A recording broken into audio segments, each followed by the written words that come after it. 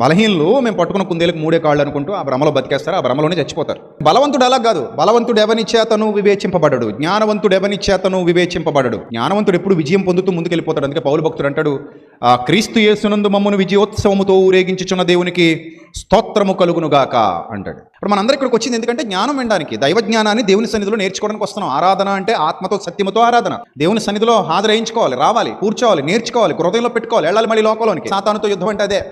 లోకంలో అపవిత్రత ఉన్నా, లోకంలో అపవిత్రులున్నా, వారి మధ్యలో నువ్వు సంచరిస్తున్నా, ఇక్కడ నువ్వు నేర్చుకుని హృదయంలో పెట్టుకుంటున్నటువంటి జ్ఞానం ద్వారా బయటికి వెళ్ళినప్పుడు కూడా అపవిత్రత నిన్ను అంటకుండా నీలో ఉన్న వాక్యం నేను పవిత్రపరుస్తూ కాపాడుతూ మంచి ఆలోచన చెబుతూ ఇక్కడికి వచ్చి దేవుని సన్నిధిలో కూర్చుంటున్నామంటే ఆయన కృపకు పాత్రలు అవుతున్నాం, ఆయన దయకు పాత్రలు అవుతున్నాం. అందుకే ఎన్ని పనులున్నా మానుకుని దేవుని సన్నిధికి ఎందుకు వస్తున్నాం అంటే దేవుని యొక్క సత్యాన్ని హృదయంలో పెట్టుకోవడానికి. దేవుని యొక్క సత్యాన్ని ఆయన సేవకుడి ద్వారా ఆయన మనతో మాట్లాడుతున్న ప్రతి మాట ఇది దైవ వాక్కు అని గమనించి దాన్ని హృదయంలో భద్రపరచుకోవడానికి మనం దేవుని సన్నిధికి వస్తున్నాం.